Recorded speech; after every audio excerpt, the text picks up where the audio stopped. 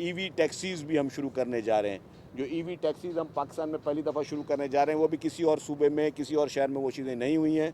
और उसका भी हमारा मकसद यही है कि जो इस वक्त जो पोल्यूशन के इशू हैं, जिस तरह हमने ईवी बसेस पाकिस्तान में पहली मरतबा सिंध हुकूमत लेकर आई, इसी तरीके से ईवी टैक्सीज़ भी लेके आ रहे हैं। और ईवी टैक्सीज़ में हमारी दो तरीके की होंगी।